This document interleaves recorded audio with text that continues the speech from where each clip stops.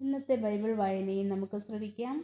വിശുദ്ധ ലൂക്ക എഴുതിച്ച നമ്മുടെ കർത്താവായ യേശു മിശിഹായുടെ സുവിശേഷത്തിലെ 7-ാം അധ്യായത്തിൻ്റെ 24 മുതലുള്ള വാക്യങ്ങളാണ് നാം വായിച്ചു കേൾക്കുവാൻ പോകുന്നത്. ഈശോനാഥൻ യോഹന്നാനെ കുറിച്ച് എന്ത് പറയുന്നുവെന്നും പാപിനിയായ സ്ത്രീയോട് ഈശോ എത്ര കരുണയോടെയാണ് പെരുമാറുന്നതെന്നും ഒക്കെ നമുക്ക് ശ്രദ്ധയോടെ കേൾക്കാം. യോഹന്നാൻ്റെ ദൂതന്മാർ പോയപ്പോൾ യേശു അവനെപ്പറ്റി ജനക്കൂട്ടത്തോട് പറയുവാൻ തുടങ്ങി. നിങ്ങൾ എന്ത് കാണുവാനാണ് മരുഭൂമിയിലേക്ക് പോയത്? കാറ്റത്തൊലിയുന്ന ഞാങ്ങണയോ? അല്ലെങ്കിൽ പിന്നെ എന്ത് കാണാനാണ് നിങ്ങൾ പോയത്? മൃദുല വസ്ത്രങ്ങൾ ധരിച്ചവനെയോ? മോടിയായി വസ്ത്രം ധരിച്ച് ആഡംബരത്തിൽ ജീവിക്കുന്നവർ രാജകൊട്ടാരങ്ങളിലാണല്ലോ. അതുമല്ലെങ്കിൽ എന്ത് കാണാനാണ് നിങ്ങൾ പോയത്? പ്രവാചകനെയോ? അതെ, ഞാൻ നിങ്ങളോട് പറയുന്നു, പ്രവാചകനേക്കാൾ വലിയവനെ തന്നെ. ഇവനെപ്പറ്റിയാണ് ഇങ്ങനെ എഴുതിയിരിക്കുന്നത്: ഇതാ, നിനക്ക് മുൻപേ എൻ്റെ ദൂതനെ ഞാൻ അയക്കുന്നു. അവൻ മുൻപേ പോയി നിനക്ക് വഴിയൊരുക്കും. ഞാൻ നിങ്ങളോട് പറയുന്നു, സ്ത്രീകളിൽ നിന്നും ജനിച്ചവരിൽ യോഹന്നാനേക്കാൾ വലിയവൻ ഇല്ല. എങ്കിലും ദൈവരാജ്യത്തിലെ ഏറ്റവും ചെറിയവൻ അവനേക്കാൾ വലിയവനാണ്.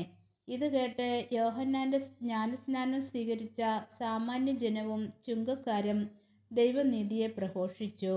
ഫരിസേയരും നിയമജ്ഞരുമാകട്ടെ യോഹന്നാൻ്റെ ജ്ഞാനസ്നാനം സ്വീകരിക്കാതെ തങ്ങളെപ്പറ്റിയുള്ള ദൈവഹിതം നിരസിച്ചു കളഞ്ഞു. ഈ തലമുറയെ എന്തിനോടാണ് ഞാൻ ഉപമിക്കേണ്ടത്? അവർ ആരെ പോലെയാണ്? ഞങ്ങൾ നിങ്ങൾക്ക് വേണ്ടി കുഴലൂതിയെങ്കിലും നിങ്ങൾ നൃത്തം ചെയ്തില്ല എന്നും ഞങ്ങൾ നിങ്ങൾക്ക് വേണ്ടി വിലാപഗാനം ആലപിച്ചുവെങ്കിലും നിങ്ങൾ കരഞ്ഞില്ല എന്ന് ചന്തസ്ഥലത്തിരുന്ന് കൂട്ടുകാരോട് വിളിച്ചു പറയുന്ന കുട്ടികളെ പോലെയാണ് അവർ. എന്തെന്നാൽ യോഹന്നാൻ അപ്പം ഭക്ഷിക്കാത്തവനും വീഞ്ഞു കുടിക്കാത്തവനുമായി വന്നു.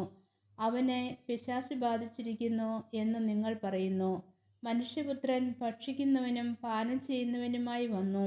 അപ്പോൾ ഇതാ, ഭോജനപ്രിയനും മദ്യപനും ചുങ്കക്കാരുടെയും പാപികളുടെയും സ്നേഹിതന്മാരനും ആയ മനുഷ്യൻ എന്ന് നിങ്ങൾ പറയുന്നു.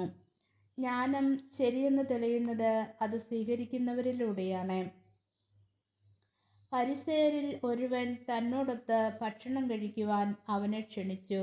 യേശു അവൻ്റെ വീട്ടിൽ പ്രവേശിച്ച് ഭക്ഷണത്തിനിരുന്നു. അപ്പോൾ ആ പട്ടണത്തിലെ പാപിനിയായ ഒരുവൾ ഫരിസേയൻ്റെ വീട്ടിൽ അവൻ ഭക്ഷണത്തിനിരിക്കുന്നു എന്നറിഞ്ഞ് ഒരു വെൺകൽ ഭരണി നിറയെ സുഗന്ധതൈലവുമായി അവിടെ വന്നു. അവൾ അവൻ്റെ പിന്നിൽ പാദത്തിനരികെ കരഞ്ഞുകൊണ്ട് നിന്നു. കണ്ണീരുകൊണ്ട് അവൾ അവൻ്റെ പാദങ്ങൾ കഴുകുകയും തലമുടി കൊണ്ട് തുടയ്ക്കുകയും ചുംബിക്കുകയും സുഗന്ധതൈലം പൂശുകയും ചെയ്തു. അവനെ ക്ഷണിച്ച ആ ഫരിസേയൻ ഇത് കണ്ട് സ്വഗതമായി പറഞ്ഞു, ഇവൻ പ്രവാചകനാണെങ്കിൽ തന്നെ സ്പർശിക്കുന്ന സ്ത്രീ ആരെന്നും ഏതു തരക്കാരി എന്നും അറിയുമായിരുന്നു. ഇവൾ ഒരു പാപിനിയാണല്ലോ. യേശു അവനോട് പറഞ്ഞു, ശിമയോനെ, എനിക്ക് നിന്നോടൊരു കാര്യം പറയുവാനുണ്ട്. ഗുരു അരുളി ചെയ്താലും എന്ന് അവൻ പറഞ്ഞു. ഒരു ഉത്തമർണ്ണന് 2 കടക്കാരുണ്ടായിരുന്നു. ഒരുവൻ 500 മറ്റവൻ 50 ദനാറ കടപ്പെട്ടിരുന്നു. വീട്ടാൻ കഴിവില്ലാഞ്ഞതുകൊണ്ട് ഇരുവർക്കും അവൻ ഇളച്ചു കൊടുത്തു. ആ 2 പേരിൽ ആരാണ് അവനെ കൂടുതൽ സ്നേഹിക്കുക? ശിമയോൻ മറുപടി പറഞ്ഞു, ആർക്ക് അവൻ കൂടുതൽ ഇളവ് ചെയ്തോ അവൻ എന്ന് ഞാൻ വിചാരിക്കുന്നു. അവൻ പറഞ്ഞു, നീ ശരിയായി തന്നെ വിധിച്ചു. അനന്തരം യേശു ആ സ്ത്രീയുടെ നേരെ തിരിഞ്ഞ് ശിമയോനോട് പറഞ്ഞു, നീ ഈ സ്ത്രീയെ കാണുന്നല്ലോ. ഞാൻ നിന്റെ വീട്ടിൽ വന്നു കാല് കഴുകുവാൻ നീ എനിക്ക് വെള്ളം തന്നില്ല. എന്നാൽ ഇവൾ കണ്ണീരുകൊണ്ട് എൻ്റെ കാല് കഴുകുകയും തലമുടി കൊണ്ട് തുടയ്ക്കുകയും ചെയ്തു. നീ എനിക്ക് ചുംബനം തന്നില്ല. എന്നാൽ ഞാൻ ഇവിടെ പ്രവേശിച്ചതു മുതൽ എൻ്റെ പാദങ്ങൾ ചുംബിക്കുന്നതിൽ നിന്നും ഇവൾ വിരമിച്ചിട്ടില്ല. നീ എൻ്റെ തലയിൽ തൈലം പൂശിയില്ല. ഇവളോ എൻ്റെ പാദങ്ങളിൽ സുഗന്ധതൈലം പൂശിയിരിക്കുന്നു. അതിനാൽ ഞാൻ നിന്നോട് പറയുന്നു, ഇവളുടെ നിരവധിയായ പാപങ്ങൾ ക്ഷമിക്കപ്പെട്ടിരിക്കുന്നു. എന്തെന്നാൽ ഇവൾ അധികം സ്നേഹിച്ചു. ആരോട് അല്പം ക്ഷമിക്കപ്പെടുന്നുവോ അവൻ അല്പം സ്നേഹിക്കുന്നു. അവൻ അവളോട് പറഞ്ഞു, നിന്റെ പാപങ്ങൾ ക്ഷമിക്കപ്പെട്ടിരിക്കുന്നു. അവനോടുകൂടെ പന്തിയിലിരുന്നവർ പരസ്പരം പറയുവാൻ തുടങ്ങി, പാപങ്ങൾ ക്ഷമിക്കുക പോലും ചെയ്യുന്ന ഇവൻ ആരാണ്?